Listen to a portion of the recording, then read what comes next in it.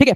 अब देखिए फ्रेंड्स, बहुत ज्यादा इंपॉर्टेंट क्वेश्चन, इस क्वेश्चन को आप लोग देखिए यहाँ पर, मैं चाहूंगा कि प्लीज इसका मैप लगा दिया जाए इस कंट्री का, ठीक है। बहुत ज्यादा इंपॉर्टेंट है, मैं नाम नहीं ले रहा हूँ कंट्री का क्योंकि आप लोग आंसर समझ जाओगे, बट मैंने आपको इंपॉर्टेंट करेंसी एंड कैपिटल्स कितने लोगों ने पेड ऐप के अंदर में देखा है, ठीक है, ये सेशन को important currency and Capitals, capital and currency वाला मैंने सेशन पढ़ाया आपको, उस सेशन में पेड क्लास में मैंने इस देश का भी पढ़ाया आप लोगों को, उस देश का भी, ठीक है। तो आंसर क्या हो जाएगा आपको, और ये बिहार की बेटी है, ठीक है, बिहार की बेटी, बक्सर जिले की है, भेलूपुर की, ठीक है, और कहा कि प्रधानमंत्री बनी है, तो ये बनी है त्रिनिदाद एंड टोबैगो की, ठीक है, त्रिनिदाद एंड टोबैगो की। कितनी लड़कियां यहाँ पर जल्दी से हाथ ऊपर करके बताइए मुझे, लड़कियां, गर्ल्स हाथ ऊपर करके बताइए जल्दी से, कितने लोग हैं यहाँ पर में गर्ल्स, ठीक है। तो फ्रेंड्स, कमला प्रसाद बिसेर, ठीक है, तो यहाँ पर में कमला प्रसाद बिसेर जो है, ये कहा कि प्रधानमंत्री बनी, ये 2010 में भी बनी थी, ठीक है, 2010 के अंदर में भी ये बनी थी, ठीक है, और अभी फिर से बनी है 2025 के अंदर में। और ये कौन से पार्टी से बिलोंग करती है ये भी पूछा जा सकता है, तो यूनाइटेड नेशनल कांग्रेस से बिलोंग करती है ये, ठीक है, उनकी पार्टी का नाम है यूनाइटेड नेशनल कांग्रेस, यूएनसी, ठीक है, यूनाइटेड नेशनल कांग्रेस नाम है वहां पर में, ठीक है। और त्रिनिदाद एंड टोबैगो, ठीक है, ये भी याद रखना आप लोगों ने, त्रिनिदाद एंड टोबैगो नाम का वो देश है, प्लीज इसको याद रखिए आप लोग, ये बहुत इंपॉर्टेंट क्वेश्चन है। मैं आप लोगों को बताना चाहता हूं फ्रेंड्स, ये बिहार से है, ठीक है, मैं पूरा आप लोगों को ये प्रोवाइड भी करवा दूंगा, डोंट वरी, ठीक है। देखिए मैं पूरा आप लोगों के लिए एकदम अच्छे से सजा के लिख के लेकर आया हूं ताकि आप लोगों को आपको दिखा सकूं। देखिए यहाँ पर त्रिनिदाद एंड टोबैगो, ये एक कंट्री है अटलांटिक ओशन के अंदर में, त्रिनिदाद एंड टोबैगो, उसकी राजधानी है पोर्ट ऑफ स्पेन, ये भी पढ़ाया है पेड क्लास में। कितने बच्चे जिन्होंने वो सेशन देखा है हाथ ऊपर कर देंगे, और जिन्होंने नहीं देखा पेड क्लास में वो सेशन आज ही देख लीजिए, और जो बच्चे नहीं ज्वाइन हुए अभी तक पेड क्लास में वो लोग जल्दी से हो जाइएगा, प्रीमियम लेवल का कंटेंट, प्रीमियम लेवल की आपकी तैयारी हो रही है उससे, ठीक है। Port of Spain, Trinidad and Tobago, उसकी बनी है ये, पोर्ट ऑफ स्पेन, ठीक है, ये याद रखना है आप लोगों ने, पोर्ट ऑफ स्पेन। तो बक्सर जिले से उनका संबंध है, ठीक है, बक्सर जिले से है कोई यहाँ पर में, बक्सर जिले से भेलूपुर जो है बक्सर जिले के अंदर में, वहां से ये उनके जो पैतृक गांव है उनके पिताजी की तरफ से जो है, ठीक है, यहां से वो बिलोंग करती थी। तो बिहार की बेटी है, बिहार से इनका मूल है, ठीक है। और ये त्रिनिदाद एंड टोबैगो की क्या बन गई है, कमला प्रसाद बिसेसर प्रधानमंत्री बन गई है, ठीक है। चलो, तो ये याद रहेगा आप लोगों को, बहुत इंपॉर्टेंट पॉइंट है। 1200 बच्चे दूर है, हम लोग केवल 5000 के टारगेट से जल्दी जल्दी से सेशन को लाइक भी कर देंगे और सेशन को शेयर भी करते रहेंगे आप लोग, ठीक है। नाउ अब देखिए फ्रेंड्स, एक और क्वेश्चन, एक और important question, very very very important question. Bihar के अंदर में इलेक्शन होने वाला है, आप लोगों को पता है बिहार के अंदर में इलेक्शन है, इलेक्शन कराने की जिम्मेदारी किसी ना किसी के कंधों पे तो होगी। चीफ इलेक्शन कमीशन जो है भारत का, वो देख रेख करेगा, लेकिन बिहार का कोई अधिकारी होना चाहिए, तो चीफ इलेक्टोरल ऑफिसर नियुक्त किया गया है, जिनके लीडरशिप के अंदर में बिहार में चुनाव होने वाला है। अभी किसके लीडरशिप में चुनाव होने वाला है जल्दी बताएंगे आप सभी के सभी। तो बिहार के अंदर में जो चुनाव होगा फ्रेंड्स अभी आगे में, ठीक है, वो होगा विनोद सिंह गुंजियाल के नेतृत्व के अंदर में, इनको चीफ इलेक्टोरल ऑफिसर नियुक्त किया गया है बिहार का। ये भी एक बहुत ही इंपॉर्टेंट है। जय श्री राम जी बोल रहे हैं कि 72वीं बीपीएससी का फाउंडेशन बैच भी लेकर आइए सर प्लीज, ठीक है। तो काफी सारे बच्चों की डिमांड ये आ रही है क्योंकि पूरा का पूरा 71 बीपीएससी का पेपर जो है, ठीक है, मैक्सिमम क्वेश्चन जो है वो टीचिंग परीक्षा के पढ़ाए हुए हैं, टीआरई 4 में पढ़े थे, मतलब टीआरई 4 की बैच से 71वीं बीपीएससी बच्चों ने क्रैक कर लिया, कई सारे बच्चों का इतना अच्छा पेपर गया है, ठीक है। चलिए, तो उसके बारे में भी सोचेंगे हम लोग आगे में, लेकिन अभी टीआरई 4 के ऊपर में आप लोगों को पूरा का फोकस करें हम लोग। तो विनोद सिंह गुजियाल, ये याद रखिएगा आप सभी के सभी लोग फ्रेंड्स, तो ये बने हैं। नाउ अब देखिए बहुत ही इंपॉर्टेंट क्वेश्चन, नया क्वेश्चन इंपॉर्टेंट है। 1916 में, ठीक है, रांची के अंदर में बंद थे, वो नजरबंद थे, नजरबंद मतलब एक तरीके से जेल ही हो जाती है, नजरबंद करके रख दिया बस, ठीक है, अलग से अलग रखा हुआ है। मौलाना अबुल कलाम आजाद द्वारा उन्होंने अपनी पहली जीवनी लिखी थी, ठीक है, उसका क्या नाम है, क्या नाम से लिखी थी उन्होंने अपनी पहली, ठीक है, जीवनी 1916 में लिखी थी, रांची में नजरबंद थे वो, ठीक है। तो 1916 में जब उनको रांची के अंदर में नजरबंद करके, मतलब एक तरीके से जेल ही है, बस घर के अंदर में रखा जाता है, एक अलग अलग इलाके में, जेल ना बोलते हुए घर या फिर गेस्ट हाउस के अंदर में नजरबंद रखा जाता है अलग अलग। तो तज़किरा नाम से उन्होंने जो है फ्रेंड्स अपनी पहली आत्मकथा लिखी थी, तज़किरा, ठीक है। गुबारे खातिर ये उन्होंने लिखी थी फ्रेंड्स जब 1942 से 1946 तक वो नजरबंद थे अहमदनगर के किले के अंदर में। ये भी उन्हीं की आत्मकथा ही है, गुबारे खातिर, 1942 से लेकर 1946 के अंदर में। ये मैंने पढ़ा भी है, गुबारे खातिर, उनके पत्राचार थे, उन्होंने अलग अलग पत्र जो लिखे थे उन्हीं को संग्रहित किया उन्होंने बाद में, ठीक है। तो ये पूछा 1916 के अंदर में ना, ठीक है, रांची में जब नजरबंद थे वो, तो तज़किरा नाम से उन्होंने लिखा था। अल हिलाल जो है उनका न्यूज़पेपर था, इंडिया विंस फ्रीडम उनकी एक पुस्तक है, आत्मकथा नहीं है, ठीक है। 1916 में रांची में जब नजरबंद थे वो, तो उन्होंने तज़किरा नाम से जो है फ्रेंड्स एक अपनी जीवनी लिखी थी, पहली जीवनी वहां तक की। फिर बाद में गुबारे खातिर नाम से उन्होंने जो पत्राचार हुए थे, अपने बारे में कुछ उन्होंने लिखा, अपने जो दोस्त थे, फ्रेंड्स थे, ठीक है, क्योंकि वहां बैठे थे, बैठे क्या करे, करना है कुछ काम वाला काम था उनका, क्योंकि बंद थे वो जेल में, ठीक है। तो 1942 से 1940 के बीच में गुबारे खातिर उन्होंने लिखा था, ठीक है। ये क्वेश्चन आता है, ठीक है, तो आंसर इसका ऑप्शन नंबर बी हो जाएगा फ्रेंड, तज़किरा। तज़किरा का मतलब होता है मेमो, ठीक है, रेमिनिसेंस या फिर यादें, मेरी यादें, वो अपनी यादें लिख रहे थे मस्त रांची में बैठे बैठे। ओके चलिए, अब देखिए फ्रेंड्स यहाँ पर में क्वेश्चन है कि ये क्वेश्चन बन सकता है, अभी मैंने आपको पढ़ाया, बताइए यहाँ पर में जल्दी से बताएंगे इस पर्टिकुलर क्वेश्चन का आंसर। 4000 लाइव से हम लोग केवल और केवल 150 लाइव दूर है, ठीक है, और 3550 लाइक्स हो चुके हैं, मतलब 450 लाइक्स हम लोग दूर है 4000 से। जल्दी से सेशन को लाइक कर देंगे हर एक बच्चा, और जिन्होंने लाइक कर दिया एक बार हाथ ऊपर कर देंगे जल्दी से। तो देखिए फ्रेंड्स, अगर मैं यहाँ पर बात करूँ इस पर्टिकुलर क्वेश्चन की, तो मौलाना अबुल कलाम आजाद ने गुबारे खातिर किस कारावधि के दौरान लिखी थी, तो उन्होंने लिखी थी 1942 से 40 के बीच में, वो अहमदनगर फोर्ट के अंदर में बंद थे। अब यहाँ पर क्वेश्चन आपको और क्लियर हो जाता है कि क्विट इंडिया मूवमेंट के समय में मौलाना अबुल कलाम आजाद कहाँ पर में बंद थे, तो ये अहमदनगर का जो किला है महाराष्ट्र में, वहां पर में बंद थे। यहीं पे जवाहरलाल नेहरू और जो सरदार वल्लभ भाई पटेल है वो भी यहीं पे बंद थे, ठीक है। और गांधी जी कहाँ पर में बंद थे इस समय काल के अंदर में, गांधी जी बंद थे आगा खान पैलेस पूना के अंदर में, ठीक है, आगा खान पैलेस। तो आंसर इसका ऑप्शन नंबर सी हो जाएगा। नाउ अब देखिए फ्रेंड्स यहाँ पर में जो उनका समाचार पत्र था, ठीक है, एक तो मैंने आपको बताया अल हिलाल, बहुत इंपॉर्टेंट, आया था कि नहीं आया था एग्जाम के अंदर में, बताइए जल्दी से। एग्जाम में आते कि नहीं आते? अबुल कलाम आजाद की जो उनके बुक्स है, उनके न्यूज़पेपर से, उसमें से क्वेश्चन आते हैं ना, वही आप लोगों को बता रहा हूं। तो अल हिलाल और अल बलग, ठीक है, अल बलग, ये इनके न्यूज़पेपर थे। और ये न्यूज़पेपर जो है फ्रेंड्स किससे रिलेटेड थे? ये क्रांतिकारी राष्ट्रवाद से रिलेटेड थे। ना एजुकेशन, ना मुस्लिम लीग पॉलिटिक्स, ना फिर प्राइम प्रिंसली स्टेट्स इश्यूज से रिलेटेड। ये नेशनलिज्म, कट्टर राष्ट्रवादी थे वो, ठीक है। राष्ट्रवाद, कैसे हमारे देश को आजादी मिल सकती है, कैसे हमारे देश को जो है उसके अधिकार मिल सकते हैं, इन सारी चीजों से रिलेटेड थे, ठीक है। चलिए, तो ये एक इंपॉर्टेंट पॉइंट है आप लोगों का। केवल और केवल 28 बच्चे दूर, हम लोग 4000 से जल्दी से अच्छा हो चुके 4000। कांग्रेचुलेशन फ्रेंड्स, बोलते बोलते आप लोगों ने कर दिया है, ठीक है। और सारे बच्चे लाइव देखेंगे क्योंकि मैं आपके लिए एक अनाउंसमेंट करने वाला हूं अभी थोड़ी देर में, बहुत इंपॉर्टेंट वाली, ठीक है। चलिए, तो A is the correct answer. Now next question की तरफ आगे बढ़ने से पहले थोड़ा सा रिवाइज करवा देता हूं आपको। हमने देखा कि अल बलग उनका जो न्यूज़पेपर था वो रिवॉल्यूशनरी नेशनलिस्ट या फिर क्रांतिकारी राष्ट्रवादी समाचार पत्र था। अल बलग किसका न्यूज़पेपर था? अबुल कलाम आजाद का न्यूज़पेपर था। 1916 में जब उन्होंने तज़किरा नामक पुस्तक लिखी तो वो कहां पर में बंद थे? 1916 में जब उन्होंने तज़किरा का मतलब होता है मेमोरी, यादें, रेमिनिसेंस, ठीक है, कुछ भूली बिसरी सी यादें, तज़किरा, ठीक है, वो कहां पर में बंद थे? जल्दी से आप लोग बताएंगे मुझे, आप लोग कमेंट करके। उसके अलावा जो है फ्रेंड्स 1942 से 1946 तक कौन सा किला था जहां पर उनको बंद रखा गया था क्विट इंडिया मूवमेंट के समयकाल के अंदर में? ये भी आप लोग कमेंट करके बताएंगे मुझे, ठीक है, जल्दी जल्दी से। नाउ अब यहां पर मैं बहुत ही important question, very very very important question, please इसको याद रखिएगा आप लोग ध्यान से, बहुत ज्यादा इंपॉर्टेंट क्वेश्चन है ये, ठीक है। इस पर्टिकुलर क्वेश्चन को आप लोग देखिए। अब मैं बस अगले 5 मिनट के अंदर मैं आप लोगों के सामने फ्रेंड्स वो घोषणा करने वाला हूं जिसका आप लोगों को इंतजार है, ठीक है। अगले 5 मिनट के अंदर में वो घोषणा होने वाली है, तो सभी बच्चे तैयार रहिएगा, ठीक है। बहुत बढ़िया। देखिए, अगर मैं बात करूं फ्रेंड्स यहां पर मैं इस पर्टिकुलर क्वेश्चन की, तो देवनागरी लिपि के अंदर में, ठीक है, देवनागरी लिपि में हिंदी स्क्रिप्ट जो है वो ऑफिशियल भाषा होगी यूनियन की। ये कौन से आर्टिकल में लिखा गया है? ठीक है, तो ये जो है फ्रेंड्स ये लिखा गया है आप लोगों का आर्टिकल नंबर 343(1) के अंदर में, ठीक है, 343(1) के अंदर में, ठीक है। नाउ अब एक और चीज है आप लोगों की, भारत में आधिकारिक भाषा, संघ की आधिकारिक भाषा क्या है? मतलब भारत सरकार का जो कामकाज की भाषा है वो क्या है? हिंदी है। और कौन सी लिपि में? देवनागरी लिपि में। अब यहां पर मैं ऐसा नहीं, आप लोग जो बोलते मेले बाबू ने थाना थाया, मेले बाबू ने थाना थाया, वो आप लोगों को रहता है ना प्यार भरा, ठीक है मेरे बाबू, वो आप क्या कर रहे हो? हिंदी में लिख रहे हो, ठीक है, और लेकिन रोमन लिपि का इस्तेमाल कर रहे हो, वैसा वाला नहीं लिखना है आपने। मतलब ये हिंदी अ आ इ ई जो है ना देवनागरी लिपि, उसमें हिंदी भाषा में लिखा हुआ ये एक्चुअल भाषा होगी हमारी भारत की, ठीक है। तो ये आप लोगों को आर्टिकल नंबर 343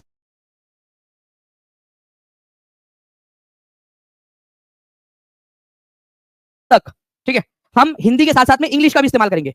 हिंदी जो है वो तो रहेंगी ही आधिकारिक भाषा, अगले 15 साल तक, फॉर 15 ईयर्स तक, 15 ईयर्स तक हम इंग्लिश का भी इस्तेमाल करेंगे। लेकिन अगर राष्ट्रपति चाहे तो एक आदेश जारी करके, राष्ट्रपति चाहे तो एक आदेश जारी करके ये 15 साल की जो मियाद है उसको बढ़ा भी सकते हैं। राष्ट्रपति चाहे तो एक ऑर्डर के जरिए, प्रेसिडेंशियल ऑर्डर के जरिए इसको बढ़ा सकते हैं, और एक्चुअल में उन्होंने बढ़ाया भी, ठीक है। उन्होंने 1964 के अंदर में एक जारी किया, एक प्रेसिडेंशियल ऑर्डर जारी किया कि हम इसको अगले आदेश तक बढ़ा देते हैं।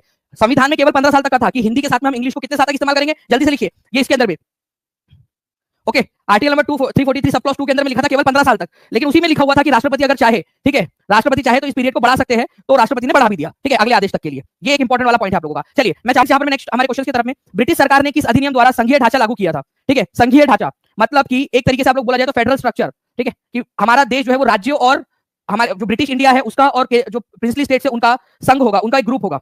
ये भी बताइए आप लोग, इसका ग्रुप होगा, ये कहां पर में बोला गया? तो ये बोला गया था 1935 के कानून के जरिए, गवर्नमेंट ऑफ इंडिया एक्ट 1935 के जरिए, ठीक है। तो गवर्नमेंट ऑफ इंडिया एक्ट 1935 के जरिए ये बोला गया था कि भाई भारत को एक फेडरल स्ट्रक्चर बनाएंगे, लेकिन उसमें किसकी जरूरत थी? उसमें जो प्रिंसली स्टेट थे उनकी मंजूरी की जरूरत थी। इसी वजह से संघीय ढांचा बन ही नहीं पाया कभी। उन्होंने बोल तो दिया था कि लागू कर रहे हैं यहाँ पर, लेकिन राज्यों का चाहिए था, राज्यों का जो प्रिंसली स्टेट उनका अप्रूवल वो मिल नहीं पाया, ठीक है। चलिए, तो आंसर यहाँ पर ऑप्शन नंबर डी हो जाएगा friends, D triple S TGT female के अंदर में आया हुआ क्वेश्चन है यहाँ पर। तो संघीय ढांचे का मतलब था कि भारत के जो ब्रिटिश हुकूमत वाले डायरेक्ट जहां पर ब्रिटिश हुकूमत शासन करती है और जो राजे रजवाड़े थे उनको मिलाकर एक ग्रुप बना दिया जाए, ठीक है। नाउ भारतीय संविधान में केंद्र और राज्यों के बीच शक्तियों का वितरण उनके संविधान में दी गई योजना पर आधारित है। भारत के अंदर में पहली बार केंद्र और राज्यों के बीच में जो है शक्तियों का विभाजन, ठीक है, कौन से कानून के तहत किया गया था? केंद्र और राज्यों के बीच में शक्तियों का विभाजन आज भी हमारे 7वीं अनुसूची के अंदर में शामिल है ये, ठीक है। तो केंद्र और राज्यों के बीच में शक्तियों का एक्चुअल तरीके से जो वितरण है, यूपीएससी सिविल सर्विसेज में आया हुआ क्वेश्चन है फ्रेंड्स। तो गवर्नमेंट ऑफ इंडिया एक्ट 1935 के अंदर में क्या किया गया था? केंद्र और राज्यों के बीच में शक्तियों का वितरण कर दिया गया कि कौन से काम केंद्र के होंगे और कौन से काम जो है राज्य के होंगे, और जो काम ऐसे है जो नहीं बांटे गए हैं वो काम अपने आप वाइसराय मतलब केंद्र के हो जाएंगे। रेसिडरी पावर उनको बोला जाता है। जी हाँ, ये बीपीएससी तैयारी 4 पीआरटी का न्यू बैच आ चुका है, नाहिद अलवी जी, ठीक है, नाहिद जी का कमेंट एक बार दिखा दीजिए, आ चुका है, आज से आ चुका है, और जितने पुराने बच्चे उनको सबको न्यू एक्सेस मिल चुका है, और आप भी आज ले सकते हो, आज 12 बजे से पहले जितने भी बच्चे ले लेंगे उन सभी लोगों को, ठीक है। आप लोगों को जो है फ्रेंड्स 81% फ्लैट ऑफ मिल रहा है। आप लोगों को डीएस मैक्स इस कूपन कोड का इस्तेमाल करना है, ठीक है, डीएस मैक्स, दानिश एक मैक्स, ठीक है, ये आप लोगों को 81% यहाँ पर में ऑफ मिल जाएगा डायरेक्टली, ठीक है। नहीं, सारा का सारा कोर्सेस न्यू बैच लॉन्च हो चुके हैं, चाहे आपका 6 to 8 आपका एसएसटी हो, कॉम्बो हो, 9-10, तो सारे के सारे न्यू बैचेस लॉन्च हो चुके हैं आपके। नेक्स्ट क्वेश्चन, निम्नलिखित में से किसका उद्देश्य भारत के लिए एक संघीय ढांचा प्रदान करना था?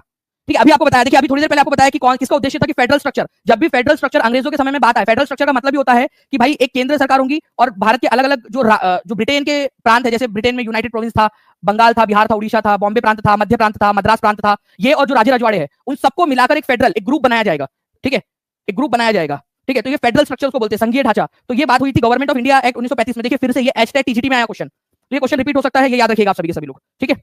4400 लाइक से केवल 1 लाइक दूर है हम लोग। जल्दी से सेशन को लाइक भी कर देंगे आप लोग। नेक्स्ट क्वेश्चन की तरफ आगे बढ़ते हैं हम लोग फ्रेंड्स। देखिए यहाँ पर नीचे में क्वेश्चन आप लोगों का, निम्नलिखित में से किस अधिनियम ने विधायिका में संघीय विशेषताएं और प्रांतीय स्वायत्तता की शुरुआत की और केंद्र तथा प्रांतों के बीच विधायी शक्तियों का वितरण किया? देखिए संघीय विशेषताएं और प्रांतीय स्वायत्तता ये बहुत इंपॉर्टेंट है। प्रांतीय स्वायत्तता का मतलब क्या होता है कि हमारे भारत के अंदर में जो प्रांत थे, जैसे यूनाइटेड प्रोविंस था, ठीक है, उसके बाद में बिहार, ठीक है, उड़ीसा, बंगाल, असम, बॉम्बे, मध्य प्रांत, मद्रास, इधर में पंजाब, सिंध, इनको स्वायत्तता मतलब थोड़ा बहुत इनको क्या किया गया था, ऑटोनॉमी दी गई थी, अपने अपने फैसले लेने का अधिकार दिया गया था। और ये पहली बार कब हुआ? पहली बार देखिए कि प्रांत, अंग्रेज नहीं तो बहुत कड़क मजबूत पकड़ रखते थे अपनी, पहली बार यहाँ पर मैं बोला गया कि चुनाव होंगे और उनको स्वायत्तता दी जाएगी। छोटे मोटे काम जैसे कि सड़क बनाना, स्कूल कहाँ बनेंगी, साफ सफाई का काम, ये भारतीय लोगों के हाथ में दे दिया गया। चुनाव करवाने बोला कि चुनाव होंगे और भारतीय लोग इसको संभालेंगे, ठीक है। तो 1935 गवर्नमेंट ऑफ इंडिया 1935 के जरिए प्रांतीय स्वायत्तता आई थी और इसी के तहत केंद्र के कौन से काम होंगे, मतलब कि जो अंग्रेजों की दिल्ली में बैठे जो सरकार चलती है उसमें, और प्रांतों के कौन कौन से अधिकार होंगे ये भी बांट दिए गए थे, ठीक है। तो ये भी एक इंपॉर्टेंट पॉइंट है आप लोगों का, तो प्लीज इसको याद रखिएगा आप लोग। केंद्र और राज्यों के बीच में शक्तियों का वितरण 1935, गवर्नमेंट ऑफ 1935। प्रांतीय स्वायत्तता बहुत ही इंपॉर्टेंट पॉइंट है, मैं यहां लिख देता हूं आप लोगों के लिए, प्रोविंशियल ऑटोनॉमी, ठीक है, provincial autonomy, okay, provincial autonomy, प्रांतीय स्वायत्तता, ठीक है। सर पीआरटी का भी सर न्यू बैच स्टार्ट हुआ है सर, जी है, जी हाँ अविनाश कुमार जी, सारे के सारे बैच लॉन्च हो चुके हैं, पीआरटी का भी न्यू बैच आ चुका है, आप उसमें एनरोल कर सकते हैं, ठीक है। 6 to 8 का एसएसटी का, मैथ्स एंड साइंस का, ठीक है, हिंदी का, इंग्लिश का, 9-10 का हिंदी का, 9-10 का इंग्लिश का, 9-10 का एसएसटी, 6 to 8 9-10 का कॉम्बो, सारे के सारे जो है कोर्सेज, 14 कोर्सेज आपके टोटल लॉन्च हुए। आप टीचिंग परीक्षा के एप्लीकेशन पे जाकर चेक भी कर सकते हो, नीचे में लिंक दी गई और नंबर भी दिख रहा होगा आप लोगों को, उस पर कॉल भी कर सकते हो आप लोग, ठीक है। चलिए आगे बढ़ते हैं हम लोग फ्रेंड्स। यहाँ पर में अब देखिए यूपीएससी सिविल सर्विसेज का एक और क्वेश्चन 2018 में आया क्वेश्चन, ये नंबर आप देख लीजिए एक बार, दिखा दीजिए नंबर प्लीज बच्चों, इसका स्क्रीनशॉट ले लो ताकि आप लोग फोन कर सको। यहाँ पर में कोई भी आपको कोर्स लेना है, कोई भी कोर्स में जुड़ना है तो 11-12 का नहीं है, ओके। देखिए यहाँ पर फ्रेंड भारत सरकार अधिनियम 1935 द्वारा, अच्छा एक और चीज आप लोगों के लिए, रेफर एंड अर्न, आप अपने दोस्तों को रेफर कर सकते हो अपना कोड, ठीक है, रेफर एंड अर्न आप लोगों के पास में आज ये है, आज नया कोर्स लॉन्च हुआ है, नया बैच लॉन्च हुआ है, आप अपने दोस्तों को बता सकते हो, अपने लाइब्रेरी के ग्रुप में बता दीजिए कि आपका कोड यूज करके वो करे। जैसे मान लीजिए कि अगर कोई 1000 रुपीज का कोई कोर्स खरीदता है, ठीक है, तो उसको एक्स्ट्रा डिस्काउंट मिल जाएगा और एक्स्ट्रा डिस्काउंट आपका कोड लगाने के ऊपर में, और आप लोगों को भी 10% के कॉइंस 10% आप लोगों को मिलेगी, आपकी अर्निंग हो जाएगी, ठीक है। तो अगर मान लीजिए कि आज आप 10 लोगों को करते हो तो आपकी 1000 रुपीज की अर्निंग, अगर आप जैसे बहुत सारे बच्चे कर रहे हैं इसमें, ठीक है, तो आप हर ग्रुप में आप शेयर कर सकते हो कि नया बैच लॉन्च हुआ है, जुड़ सकते हैं आप अपने लाइब्रेरी में, अपने कॉलेज के ग्रुप के अंदर में, अलग अलग जगह पे आप डाल सकते हो। प्लीज टीम कैसे करना है वो भी एक बार बता दीजिएगा, ठीक है। तो भारत सरकार अधिनियम 1935 के तहत अवशिष्ट शक्तियां, रेसिडुअरी पावर, अब देखो इसको ना ऐसा समझो आप लोग, आप 2 बहनें हो, ठीक है, क्या होता है, मान लो कि आपकी मम्मी ने बोला कि भाई देखो बड़ी बहन जो है उसके पास में, ये मैं काम की बात करूं, ठीक है, कि बड़ी बहन जो है उसके पास, उसको खाना बनाना है, ठीक है, झाड़ू लगाना है, बर्तन साफ करने हैं, ठीक है। छोटी बहन जो है उसको क्या करना है, पोछा लगाना है, ठीक है, और क्या काम होते हैं घर के अंदर में, भाई कपड़े धोने हैं, सुखाने हैं उनको, ये सब काम करने हैं। अब ये इतने ही काम तो नहीं होते घर में, और भी बहुत सारे काम होते हैं जो बच गए, जो मम्मी ने बांट के नहीं गए आपके, ठीक है, बांटे नहीं, तो जो काम बच गए वो सारे के सारे बड़ी बहन के, ठीक है, ऑटोमेटिकली वो बड़ी बहन करेगी। ये काम की रिस्पॉन्सिबिलिटी की बात होती है। वैसे ही पावर की भी, कि कुछ पावर केंद्र को दिए गए और कुछ पावर प्रांत को दिए गए। अब जो दिए गए हैं वो तो चलो ठीक है, लेकिन जो बच गए, जिसका उल्लेख है ही नहीं, पता ही नहीं कि किसका है, तो वो ऑटोमेटिकली केंद्र का हो जाएगा, मतलब कि गवर्नर का हो जाएगा, ठीक है। जो गवर्नर जनरल है, जिनको वाइसराय भी बोला जाता था, उनका हो जाएगा केंद्र का। तो केंद्र के अंदर में कौन है, ठीक है, केंद्र के अंदर में गवर्नर जनरल है, या वाइसराय भी बोला जाता था इनको, ठीक है। वाइसराय तो नाम पड़ गया था, लेकिन कई जगहों के ऊपर में गवर्नर जनरल ही बोलते थे, वाइसराय नाम पड़ चुका था, ठीक है। तो गवर्नर जनरल या वाइसराय जो है फ्रेंड्स, उनके पास में रहेगी। अवशिष्ट मतलब बचा हुआ, अवशिष्ट मतलब बचा हुआ, जो भी बच गया, पावर का बंटवारा करने के बाद में जो पावर बच गए वो सारे के सारे अवशिष्ट शक्तियां किसके पास में है, ठीक है, गवर्नर जनरल या वाइसराय जो है उनके पास में। अपने आप गवर्नर नहीं, गवर्नर जनरल लिखो, गवर्नर मत लिखो, गवर्नर जनरल या फिर वाइसराय लिखो आप, ठीक है, वाइसराय। तो आंसर इसका ऑप्शन नंबर बी हो जाएगा, ठीक है। तो गवर्नर जनरल या वाइसराय, क्योंकि वैसे ऑफिशियल नाम वाइसराय था, लेकिन कई बार एग्जाम में अभी भी गवर्नर जनरल लिख दिया जाता है, ठीक है, तो ताकि आपका कंसेप्चुअल अंडरस्टैंडिंग चेक की जाए, सारी प्रक्रिया उसी में दी गई है। सिलेक्शन चाहिए तो सभी ने टीचिंग परीक्षा ज्वाइन करना चाहिए, बिल्कुल सही बात है। यहाँ पर सिलेक्शन मतलब टीचिंग परीक्षा। भारत सरकार अधिनियम 1935 द्वारा स्थापित संघ में अवशिष्ट शक्तियां निम्नलिखित, अब देखिए यहाँ पर में ये क्वेश्चन आप लोगों का, आप लोग देख सकते हो, ठीक है, सिविल सर्विसेज के अंदर में पूछी गई, ठीक है, पार्ट ए के अंदर में, और आप का ये क्वेश्चन फिर से एक बार लगा दिया गया। अब आप बताइए इसका आंसर क्या होगा, अवशिष्ट शक्तियां। अब आंसर करिए आप लोग।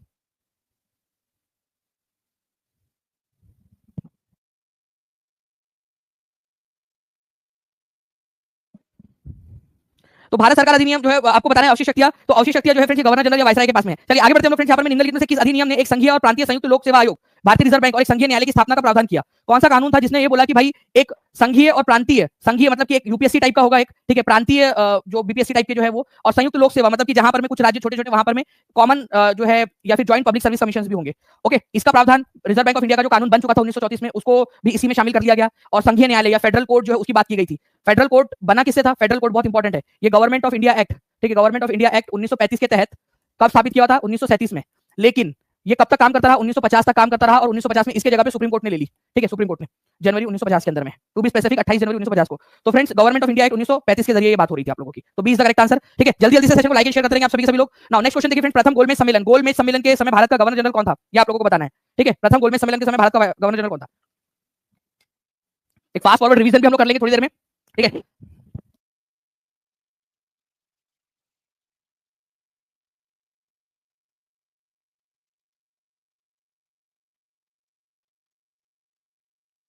प्रथम गोलमेज सम्मेलन के समय भारत का गवर्नर जनरल कौन था? तो प्रथम गोलमेज सम्मेलन हुआ कब था? प्रथम गोलमेज सम्मेलन हुआ था फ्रेंड्स 1930 के अंदर में, ठीक है। और लॉर्ड इरविन उस समय में भारत के वायसराय थे, लॉर्ड इरविन, ठीक है, लॉर्ड इरविन। तो आंसर आप लोगों का हो जाएगा friends option number C, Lord Irwin. आप लोगों को एक चीज बता दूं फ्रेंड्स कि जब भारत के अंदर में साइमन कमीशन का गठन हुआ था उधर में, और साइमन कमीशन भारत के अंदर में भी आया था, उस समय में भी लॉर्ड इरविन ही भारत के वायसराय थे। तो साइमन कमीशन के समय में भारत के वायसराय या गवर्नर जनरल कौन थे? देखिए मैं एक चीज बताना चाहता हूं आप लोगों को, ध्यान से आप लोग समझो, ठीक है। आप लोगों को पता है कि गवर्नर जनरल की जो पोस्ट है उसका नाम बदल के वायसराय कर दिया गया था, ठीक है, वायसराय।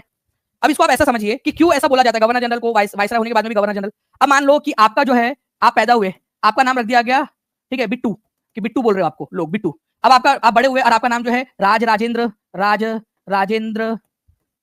प्रताप सिंह वाघेला, ठीक है, इतना बड़ा आपका अकेला नाम मान लो, आपका सरनेम में नहीं है, पूरा नाम है, तो फिर भी घर वाले आपको बिट्टू ही बोलेंगे, बचपन से आदत पड़ चुकी है बिट्टू बोलने की आपको, ठीक है। तो जनरली ऑफिशियल नाम तो आपका ये है, लेकिन घर वाले बिट्टू ही बोल रहे हैं। वैसी वाली बात है कि वायसराय नाम रख दिया गया था, लेकिन फिर भी फ्रेंड्स कई सारी जगहों के ऊपर प्रचलन में गवर्नर जनरल था, इसी वजह से गवर्नर जनरल ही बोल दिया जाता है, अदरवाइज ऑफिशियल नाम उसका वायसराय था, ठीक है। तो वायसराय ये याद रखिएगा आप लोग, आंसर हो जाएगा आपका ऑप्शन नंबर, ठीक है, सी, लॉर्ड इरविन। नाउ नेक्स्ट, इसके अलावा बहुत सारी चीजें आपको मिल जाएगी, ठीक है। नाउ निम्नलिखित से किसने तीनों गोलमेज सम्मेलनों में भाग लिया था, ये बताएंगे आप लोग।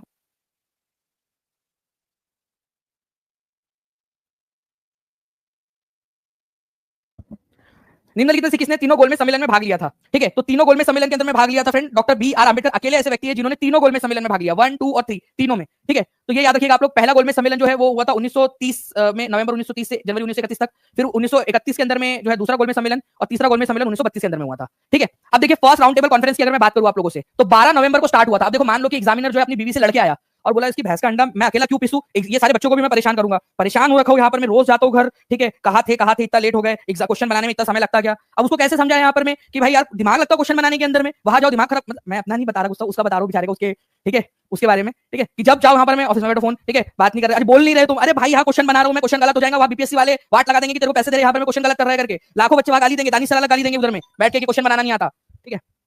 तो मान लो उसने टफ क्वेश्चन बनाया, उसने बोल दिया कि चलो मैं टफ क्वेश्चन बनाऊंगा। 12 नवंबर 1930 को हुई थी फ्रेंडशिप बैठक, ये याद रख लेना आप लोगों ने, पहली गोलमेज सम्मेलन, ठीक है, ओके, लंदन में हुई थी उस समय में, ठीक है। उस समय में जो है प्रधानमंत्री कौन थे? रैमसे मैकडॉनल्ड थे, ब्रिटेन के प्रधानमंत्री रैमसे मैकडॉनल्ड, ये भी याद रखना आप लोगों ने, ठीक है।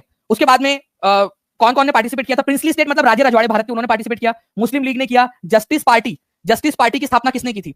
जस्टिस पार्टी जो है फ्रेंड्स आप लोगों ने याद रखना है साउथ में, ठीक है, जो हमारे ईवी रामास्वामी नाइकर, जिनको पेरियार के नाम से जाना जाता है, उन्होंने की थी। हिंदू महासभा जो थी उसने भी पार्टिसिपेट किया। इंडियन नेशनल कांग्रेस ने इसने पार्टिसिपेट नहीं किया था, ठीक है, इंडियन नेशनल कांग्रेस ने इसका बहिष्कार किया, ओके। चलिए उसके बाद में फ्रेंड्स यहाँ पर फेडरल स्ट्रक्चर और ये सारी इश्यूज के ऊपर में डिस्कशन हुआ, ठीक है। बी आर अम्बेडकर ने जो है वो सेपरेट इलेक्टोरेट की मांग की थी, जो कि बाद में तीसरे गोलमेज सम्मेलन के बाद में एक्सेप्ट हुई। तेज बहादुर सप्रू जो है उन्होंने ऑल इंडिया फेडरेशन जो है उसका प्रस्ताव रखा, मुस्लिम लीग ने भी उसका समर्थन किया था। कांग्रेस ने भाग नहीं लिया इसके अंदर में, सिविल डिसोबीडियंस मूवमेंट चल रहा था इस वजह से, ठीक है।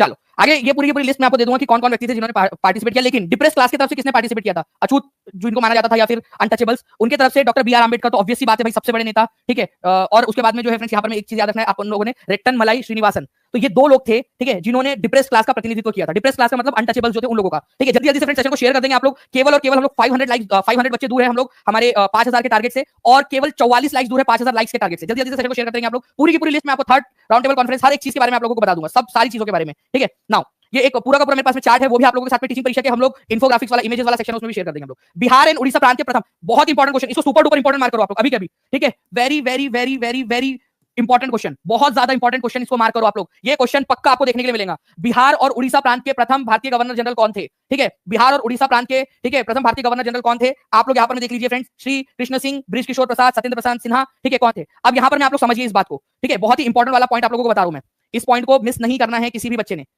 बिहार एंड उड़ीसा प्रांत के प्रथम भारतीय governor general, Bihar and Orissa प्रांत जो है 1912 में जो बना था वो बिहार एंड उड़ीसा प्रांत था, ठीक है, ये आप लोगों ने याद रखना है। तो उसके पहले गवर्नर जनरल सत्येंद्र प्रसाद प्रसन्न सिन्हा, या जिनको सत्येंद्र प्रसाद सिन्हा भी लिखते हैं और सत्येंद्र प्रसन्न सिन्हा भी लिखा जाता है, दोनों ही आप लोगों को लिखे हुए मिलेंगे। मैंने पेड क्लास में पढ़ाया है आपको और दोनों नाम बताया है, मैंने बोला था कि प्लीज दोनों नाम याद रखना आप लोगों ने, ठीक है। तो यहाँ पर मैं आप खुद देख लीजिए, यहाँ पर मैं सत्येंद्र प्रसन्न सिन्हा लिखा हुआ है, ठीक है। मैंने बोला था कि सत्येंद्र प्रसाद सिन्हा के साथ में सत्येंद्र प्रसन्न सिन्हा भी एग्जाम में आता है, ठीक है। और वही चीज यहाँ पर मैं आप देख सकते हो, सत्येंद्र प्रसन्न सिन्हा आया है और सत्येंद्र प्रसाद सिन्हा, क्योंकि अलग अलग जो ऐतिहासिक डॉक्यूमेंट है, अंग्रेजों ने भसड़ मचाई है बेसिकली, ये कोई बात नहीं है, वो पसंद नहीं की है। जैसे बंकिम चंद्र चटर्जी और बंकिम चंद्र चट्टोपाध्याय एक ही व्यक्ति है, अंग्रेजों ने लिखते समय भसड़ मचाई है। अब मैं आप लोगों को एक चीज बता रहा हूं फ्रेंड्स, ये कब की बात है? बिहार एंड उड़ीसा प्रांत जब जो है 1912 में जो बना था वो बिहार एंड उड़ीसा प्रांत था, ठीक है। 1912 में बिहार एंड उड़ीसा प्रांत बना था और 1936 तक ये प्रांत रहा। फिर 1936 में बिहार अलग हो गया और उड़ीसा अलग हो गया, लेकिन तब तक तो दोनों सेम ही प्रांत थे ना, उसका नाम ही था बिहार एंड उड़ीसा प्रांत।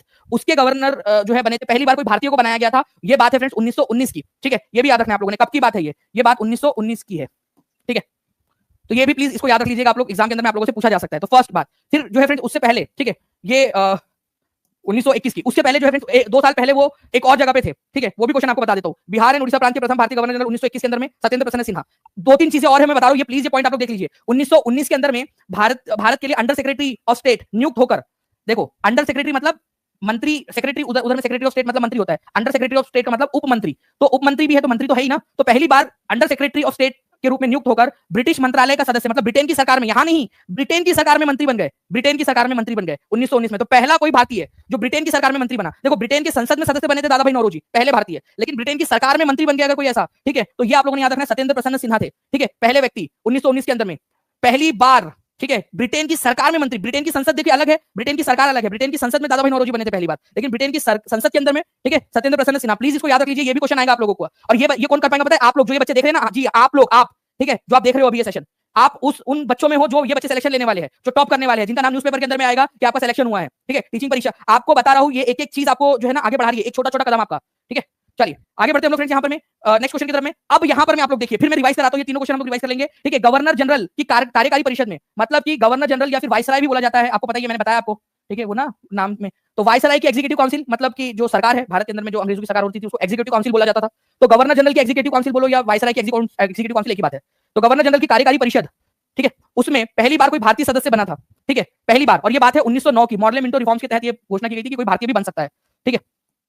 ओके, तो ये भी कौन थे? ये भी सत्येंद्र प्रसन्न सिन्हा थे। मैं आपको बता दूं फ्रेंड्स कि सत्येंद्र प्रसन्न सिन्हा प्रतिभा के धनी, मतलब भगवान ने सब कुछ इन्हीं को दे दिया। ऐसा लगता है यार कि सारा का सारा इन्हीं को दे दिया यार, कुछ बचा ही नहीं है बाकी लोगों के लिए। मतलब ऐसा लग रहा है कि आने वाली 10, 12, 15 पीढ़ियों का सारा इन्हीं को दे दिया था, ठीक है। ये 1915 के अंदर में बॉम्बे अधिवेशन के अंदर में कांग्रेस के अध्यक्ष भी बने थे, इंडियन नेशनल कांग्रेस के अध्यक्ष भी बने थे। अरे ये तो छोड़ो, मैं आपको एक और बात बताऊं क्या? किसी को बताओगे तो नहीं आप लोग, ठीक है। आप लोगों को एक और चीज बताता हूं मैं इनके बारे में, आप सोचिए, बताना नहीं किसी को, ठीक है। 1905 के अंदर में, ठीक है, स्टेट के कौन सा स्टेट था? बंगाल प्रांत था, बंगाल स्टेट के ये, ठीक है, एडवोकेट जनरल मतलब कि सरकारी वकील बने थे ये, एडवोकेट जनरल 1905 के अंदर में। 1905 से लेकर 1908 तक ये एडहॉक रूप से, मतलब कि टेम्पररी रूप से बने थे, और 1908 में उनको परमानेंट कर दिया गया था। परमानेंट मतलब सरकारी पद दे दिया गया था। अभी तक वो केवल ऐसे प्राइवेट रूप से काम कर रहे थे एडवोकेट जनरल की पोस्ट के ऊपर में, ठीक है। और 1905 में तो कोई पहला भारतीय, फर्स्ट इंडियन, ये क्वेश्चन बनेगा एग्जामिनर भाई साहब, ये क्वेश्चन बनाना, अगर नहीं बनाए तो देखो फिर तुम, ठीक है, कि मतलब तुम फिर क्वेश्चन सिर्फ उठा रहे हो, नए क्वेश्चन नहीं बना रहे हो एग्जामिनर भाई, ठीक है। पहले बार कोई भारतीय, ठीक है, जो किसी राज्य का एडवोकेट जनरल मतलब सरकारी वकील बना, किसी सरकार का सरकारी वकील बना, ठीक है। 1905 में वो एडहॉक रूप से बने थे। एडहॉक का मतलब होता है आप लोगों का टेम्पररी रूप से बने थे, और 1908 में उनको परमानेंट कर दिया गया था, ठीक है। मतलब सिर्फ सरकारी पद दे दिया गया था कि सरकारी है आपके करके, पहले प्राइवेट थे, ठीक है। ओके, हाँ बताना तो नहीं था, लेकिन अगर वो देख रहा होगा तो बना लेगा ना, ठीक है। तो फर्स्ट इंडियन एडवोकेट जनरल, और कौन से राज्य के? बंगाल के। जल्दी से एक बार हर एक बच्चा जल्दी से सेशन को लाइक कर देगा। 5000 प्लस लाइक्स हो चुके हैं, बहुत बहुत शुक्रिया आप सभी लोगों का फ्रेंड्स, ठीक है। और एक बार शेयर जरूर मार दीजिए, ठीक है, ताकि हम लोग आज हमारा जो टारगेट है उसको कंप्लीट कर सके। नाउ सूरत अधिवेशन, जहां पर मैं भारतीय राष्ट्रीय कांग्रेस में पहली बार फूट हुई थी, कौन सा अधिवेशन था? ठीक है, ये 3-4 क्वेश्चन जो मैंने कराया है आप लोगों को, ठीक है, उसको मैं क्या एक बार करा दूं? जल्दी से बताइएगा आप लोग।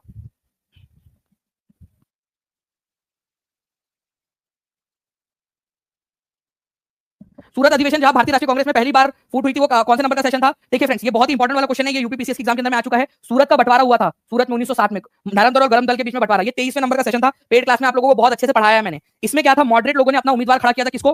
रास बिहारी घोष को, ठीक है। और एक्सट्रीमिस्ट लोगों ने अपना उम्मीदवार खड़ा किया था लाला लाजपत राय को। चुनाव कौन जीता था? जल्दी बताएंगे आप लोग, ठीक है। चुनाव कौन जीता? मॉडरेट रास बिहारी घोष। तो सूरत अधिवेशन जब कांग्रेस में बंटवारा हुआ, उस समय अध्यक्ष कौन बने थे? ठीक है, अध्यक्ष कौन नियुक्त हुए थे? रास बिहारी घोष। ये याद रखना आप लोगों ने, रास Bihari Ghosh. Important point exam के अंदर में पूछा जाएगा आप लोगों से। 23वें नंबर का था, ठीक है, निर्विवाद रूप से, डोंट वरी, ठीक है। ओके, चल आगे बढ़ते हैं हम लोग फ्रेंड्स। ब्लैंक लंदन में 1930 से 1932 तक गोल में आयोजित किए गए थे, ताकि यह देखा जा सके कि भारतीय अपने देश का प्रशासन किस प्रकार सर्वोत्तम ढंग से कर सकते हैं। एमपीएससी ग्रुप सी के एग्जाम में आया हुआ, ठीक है। कितनी राउंड टेबल कॉन्फ्रेंस हुई थी? ये बोला जा रहा है बेसिकली 1930 से 1932 के बीच में, ताकि ये देखा जा सके कि भारतीय लोग अपना प्रशासन किस प्रकार से चला सकते हैं। कितनी राउंड टेबल कॉन्फ्रेंस हुई थी? ये आप लोग बता दीजिए। मुझे लगता है कि शायद आप लोग एकदम स्पीड में आंसर लगा सकते हो। सबसे फास्ट आंसर तो आप ही लोग लगा सकते हो, ठीक है। नाउ नेक्स्ट क्वेश्चन जो है फ्रेंड्स, आप लोगों ने लगा दिया होगा। 3 राउंड टेबल कॉन्फ्रेंस हुई थी। 1930 में पहला गोलमेज सम्मेलन कहां आयोजित किया गया था? असम में, लाहौर में, यूएसए में, लंदन में। यूपी पुलिस एसआई के अंदर में पूछा गया 2021 में क्वेश्चन, ठीक है। ये पूछा गया था 16 नवंबर 2021 को। बताइए जल्दी से, एकदम स्पीड में आंसर लगाना है आप लोगों ने। लंदन के अंदर में हुई थी। कब हुई थी? 1930 के अंदर में। और 12 नवंबर, अरे भाई देखो 16 नवंबर भी आ गया, 12 नवंबर, ठीक है, को स्टार्ट हुई थी 1930 के अंदर में। एग्जामिनर आपको पता है ना, पत्नी से लड़कर आएगा तो ये सवाल पूछेगा, बताया तो था आप लोगों को। और लड़ाई तो कभी भी हो सकती है भाई, तो याद रख लो आप लोग, ठीक है, डिपेंडेंट थोड़ी रहेंगे उसके मूड पे, उनके घर में क्या हो रहा है करके। चलिए, प्रथम गोलमेज परिषद के समय इंग्लैंड के प्रधानमंत्री कौन थे, ये भी बता देंगे आप सभी के सभी। प्रथम गोलमेज सम्मेलन जब हुआ था उसके समय में प्रधानमंत्री कौन थे? केवल 250 बच्चे दूर हम लोग 5000 के टारगेट से एक बार दबा के हर एक बच्चा अपनी जिम्मेदारी समझ के शेयर कर देगा। और जो बच्चे टीचिंग परीक्षा के साथ में जुड़ना चाहते हैं, चाहे एडीओ का कोर्स हो, चाहे आपका बीपीएससी तैयारी 4 का कोर्स हो, आप लोग जुड़ सकते हो फ्रेंड। नीचे में आप लोगों को नंबर दिया गया या फिर नीचे में लिंक दी गई है, टीचिंग परीक्षा के एप्लीकेशन पे चले जाइए, डीएस मैक्स, इस कूपन कोड का आप लोग इस्तेमाल कर लोगे, आप लोगों को मैक्सिमम डिस्काउंट मिल जाएगा आज आपको, ठीक है। और न्यू बैच आप लोगों को मिल जाएंगी, और जो पुरानी बैच है वो आप लोगों को आज रात तक ऐड भी कर दी जाएंगी, जो बच्चे 12 बजे तक ले लेंगे, ठीक है। आप बता सकते हो, रेफर एंड करोगे तो अपने दोस्तों को भी बता सकते हो आपकी आज न्यू बैच आपको मिलने वाली है, ठीक है। और ओल्ड बैच भी मिल जाएंगी, 12 बजे से पहले ले लेंगे तो आप अपना रेफरल कोड उसको दे सकते हो। तो पहली राउंड टेबल कॉन्फ्रेंस के समय में रैब से मैकडॉनल्ड, ये याद रखना आप लोगों ने, तीनों राउंड टेबल कॉन्फ्रेंस के समय में यही थे, तीनों राउंड टेबल कॉन्फ्रेंस के समय में ये थे, पहला पूछे, दूसरा पूछे, तीसरा पूछे, ठीक है। रैम से मैकडॉनल्ड, ये मैकडॉनल्ड उन्हीं के नाम का नहीं है, उनकी कंपनी नहीं है ये, वो अलग मैकडॉनल्ड है, ठीक है। Ramsay MacDonald, okay. Now next question की तरफ जाइए। चलिए कुछ थोड़ा सा रिवीजन करते हैं फिर आगे बढ़ेंगे हम लोग। यहाँ पर में एकदम स्पीड में आंसर करना है, एकदम जितना तेजी से आंसर कर सकते हो उतना स्पीड में। 1916 में आपको बताना है कि अल बलद किससे संबंधित था। अल बलद जो है मौलाना अबुल कलाम आजाद का न्यूज़पेपर था, कौन सी चीज से संबंधित था? 5 लाइक दूर है 5500 लाइक से, ठीक है। और केवल 150 बच्चे दूर है हम लोग 5000 टारगेट से स्पीड में। तो ये रिवोल्यूशनरी, ठीक है, क्रांतिकारी राष्ट्रवादी एक समाचार पत्र था, ये आप लोगों ने याद रखना है, जिसने लोगों को राष्ट्रवाद के प्रति प्रेरित किया, बाद में इसको बैन भी कर दिया था अंग्रेजों ने। अल हिलाल और अल बलद किसका न्यूज़पेपर था? आप लोग कमेंट के अंदर में लिख देंगे जल्दी से। नेक्स्ट क्वेश्चन की तरफ हम लोग आगे बढ़ते हैं फ्रेंड्स, ठीक है। आप लोगों को बताना है कि बिहार और उड़ीसा प्रांत के प्रथम भारतीय गवर्नर जनरल कौन थे? 1921 की बात है, बिहार और उड़ीसा प्रांत के प्रथम भारतीय गवर्नर जनरल कौन थे, ये बताना आप लोगों ने।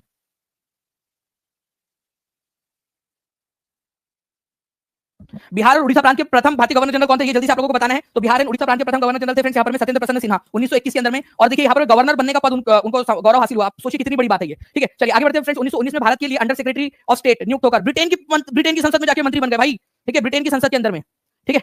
11 12 वाले कैसे पढ़ सकते हैं? 11 12 वालों के लिए देखिए जीएस का कोर्स है, ठीक है। जीएस का कोर्स आप लोगों का फुल जीएस कोर्स भी अवेलेबल है, ठीक है। उसमें आप कर सकते हो, आप लोगों का जो 40 नंबर का जो जीएस आता है ना उसमें वो कवर हो जाएगा। तो अगर आप टीचिंग परीक्षा के साथ पढ़ना चाहते हो तो आप उसके अंदर में कर सकते हैं, ठीक है। चलिए नाउ फ्रेंड्स यहाँ पर मैं मंत्रालय, ब्रिटिश मंत्रालय के सदस्य बनने के लिए पहले भारतीय कौन थे? सत्येंद्र प्रसन्न सिन्हा थे 1900, ठीक है, 21 के अंदर में, 1919 के अंदर में, ठीक है। ब्रिटेन की संसद में, ब्रिटेन की पार्लियामेंट में मंत्री, ब्रिटेन की सरकार में मंत्री बन गए थे। गवर्नर जनरल की कार्यकारी परिषद में प्रथम भारतीय सदस्य कौन बने थे? 1909 में, ठीक है। गवर्नर जनरल की कार्यकारी परिषद या वायसराय की कार्यकारी परिषद के अंदर में मंत्री बनने का सौभाग्य भारत के अंदर में किसको मिला था, ठीक है। तो ये मिला था फ्रेंड्स, आप लोगों को याद रखना है, ठीक है, सत्येंद्र प्रसन्न सिन्हा को, ठीक है। गवर्नर जनरल की कार्यकारी परिषद में कौन से साल में बने थे पहली बार, ठीक है, कौन से साल में? ये आप ईयर लिखेंगे आप सभी के सभी लोग। बहुत तेजी से आपके कमेंट आ रहे हैं फ्रेंड्स, मतलब आप समझिए 2745 का चैट रेट चल रहा है। ये 2745 वो बच्चे जो सिलेक्शन लेने वाले हैं, ठीक है। नाउ इसका आंसर दिख रहा है, I think just a second, PPT थोड़ा सा हैंग हो गई है। चलिए तब तक आप लोग इसका आंसर करिए फ्रेंड्स। यहाँ पर में आपको बताना है कि 24 अप्रैल 2025 को, ठीक है, पंचायती राज डे कहाँ मनाया गया? मधुबनी डिस्ट्रिक्ट के अंदर में। आपको बताना है कि वहां की जो वुमेन सरपंच थी उनको नेशनल पंचायत अवार्ड 2025 से सम्मानित किया गया। कौन सी पंचायत है ये, ठीक है, जल्दी जल्दी से बताएंगे आप सभी के सभी लोग। अब बताइए यहाँ पर कमला प्रसाद बिसेसर जो है, आपको बताना है कि प्राइम मिनिस्टर बनी थी कौन से देश की? अभी बनी है बिहार की लड़की, कुछ भी कर सकती है बिहार की लड़की। कितनी बिहार की लड़की? एक बार हाथ ऊपर वापस से कर देंगे, ठीक है। लड़कियां है, कहीं की भी है लड़की, लेकिन लड़की है। देखिए क्या कर सकती है कमला प्रसाद बिसेसर, विदेश में जो है एक देश के अंदर में, और उस देश की राजधानी भी बता दीजिए। टीचिंग परीक्षा के पेड कोर्स में मैंने पूरा पढ़ाया है आप लोगों को, करेंसी एंड कैपिटल में, ठीक है। त्रिनिदाद एंड टोबैगो, इसकी राजधानी है port of Spain, port of Atlantic ocean के अंदर में एक जो है देश है वो ट्रिनिदाद एंड टोबैगो, ठीक है। तो आंसर इसका ऑप्शन नंबर सी हो जाएगा। तो बक्सर जिले कहां से बिलोंग करती है? वेरी इंपॉर्टेंट क्वेश्चन, ठीक है। हाल ही में तुम्हारे चचा की लड़की कमला प्रसाद बिसेसर, ठीक है, त्रिनिदाद एंड टोबैगो की प्रधानमंत्री बनी है। इससे पहले भी बनी थी वो 2010 में, 2010 में जब बनी थी तो पहली महिला बनी थी, फिर वापस से फिर से चुनी गई। तो बक्सर जिले की है, भेलूपुर नाम की जगह से, उनके पैतृक गांव है यहाँ पर में भेलूपुर के अंदर में। इसको भी याद रखना आप लोगों ने, इंपॉर्टेंट पॉइंट एग्जाम के अंदर आप लोगों से पूछ सकते हैं, ठीक है। तो यहाँ पर आप लोग देख सकते हो Trinidad and Tobago port of Spain उसकी राजधानी है, ठीक है। प्लीज टीचिंग परीक्षा के पेड ऐप में आप लोगों के लिए कैपिटल एंड करेंसी का पूरा चैप्टर आपको दिया गया है, ठीक है, बड़ा सा, उसको प्लीज अच्छे से पढ़िए आप लोग, ठीक है। अब इस क्वेश्चन को आप लोग खुद से पढ़ेंगे और खुद से आंसर करेंगे स्पीड में, जल्दी से।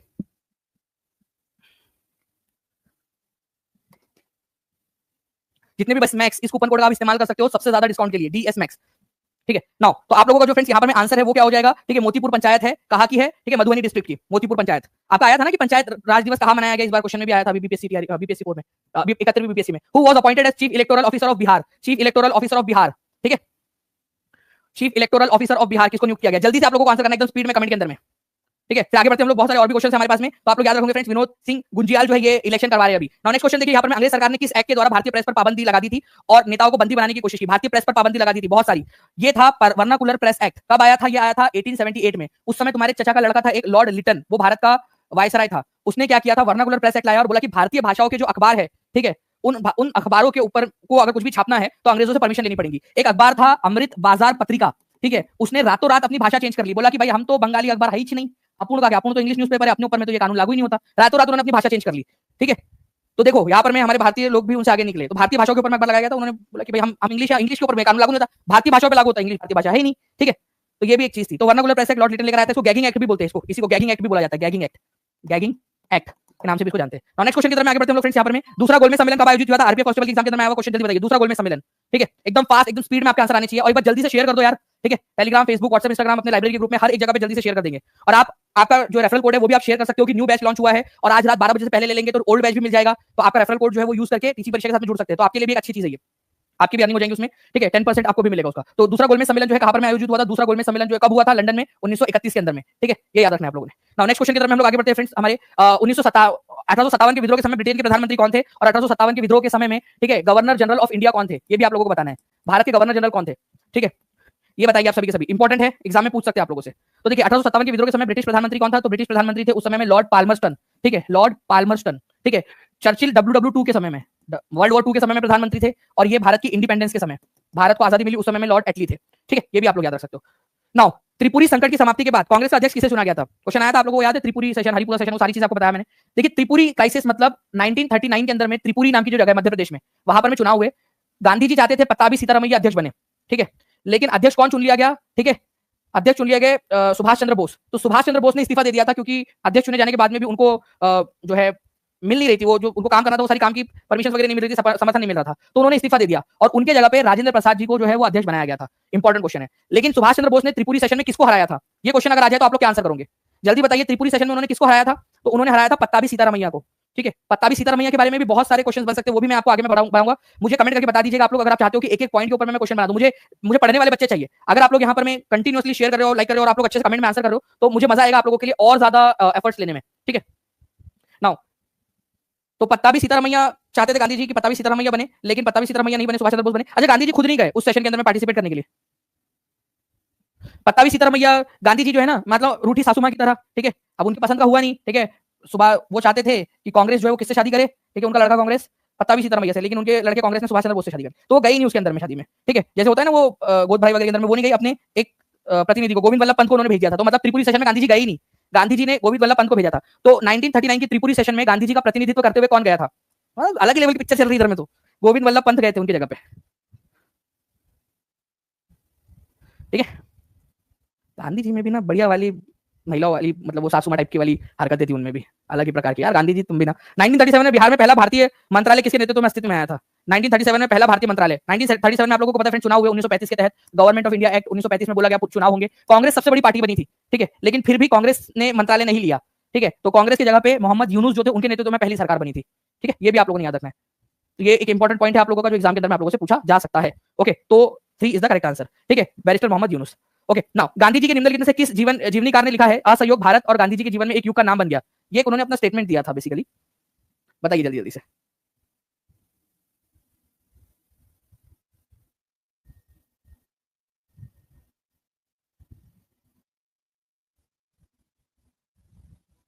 चलिए, तो देखिए फ्रेंड्स, आंसर हो जाएगा आप लोगों का लुई फिशर। लुई फिशर वही व्यक्ति है जो क्विट इंडिया मूवमेंट के समय में गांधी जी के साथ में थे। क्विट इंडिया मूवमेंट में 1942 में गांधी जी को कवर कर रहे थे, गांधी जी के सारी चीजों को कवर कर रहे थे, उन्होंने गांधी जी के बारे में लिखा है लुई फिशर ने। तो असहयोग मतलब अंग्रेजों के साथ में सहयोग नहीं करना, ये गांधी जी के जीवन, ठीक है, में एक युग का नाम बन गया, गांधी जी के युग का नाम बन गया कि भाई गांधी जी ने असहयोग किया है अंग्रेजों के साथ में, ये लुई फिशर ने लिखा है, ठीक है। तो क्विट इंडिया मूवमेंट में गांधी जी के साथ में जो पत्रकार थे लुई फिशर, ठीक है, वो कौन से देश से थे? वो यूएसए से थे, यूएस अमेरिकी पत्रकार थे, ये भी याद रखना है आप लोगों ने, ठीक है। दांडी देखो एक और चीज बनती है आप लोगों से कि दांडी यात्रा में गांधी जी के साथ में कौन थे? तो दांडी यात्रा में गांधी जी के साथ में थे, दांडी यात्रा में गांधी जी के साथ में थे वेब मिलर, दांडी यात्रा में वेब मिलर, ओके। और क्विट इंडिया मूवमेंट के अंदर में गांधी जी के साथ में कौन थे? तो लुई फिशर, ठीक है, लुई फिशर, ओके। आगे बढ़ते हम लोग फ्रेंड्स, यहाँ पर मैं आपको बताना है कि 1857 के विद्रोह के मध्य नाना साहब ने अपने आप को मुगल सम्राट का क्या घोषित किया था? तो उन्होंने क्या घोषित किया था मुगल सम्राट का अपने आप को? तो उन्होंने बोला कि मैं जो है मुगल सम्राट का पेशवा हूँ, ठीक है, अपने पेशवा घोषित कर दिया था उन्होंने, ठीक है। पेशवा, पेशवा मतलब बेसिकली प्रधानमंत्री टाइप की एक पद होती थी मराठा साम्राज्य के अंदर में, तो अपने आप को पेशवा घोषित कर दिया था इन्होंने, ठीक है। तो ये भी एक इंपॉर्टेंट पॉइंट है आप लोगों का। नाउ 5 मार्च 1931 को कौन सी महत्वपूर्ण घटना घटी थी? जल्दी बताइए आप लोग, 5 मार्च 1931 को। तो 5 मार्च 1931 को एक घटना घटी थी। एक बार जल्दी से फ्रेंड्स सेशन को लाइक एंड शेयर करते रहेंगे। जितने भी बच्चे हैं जिन्होंने सेशन को लाइक कर दिया है, उन सभी लोगों का बहुत बहुत शुक्रिया, ठीक है। आप लोगों ने सेशन को एनर्जी दी है, ठीक है। 6000 लाइक से हम लोग केवल 31 लाइक दूर है अभी, ठीक है। जल्दी से सेशन को शेयर, लाइक भी कर देंगे, शेयर कर देंगे, चैनल को सब्सक्राइब जरूर कर लेना आप लोगों ने।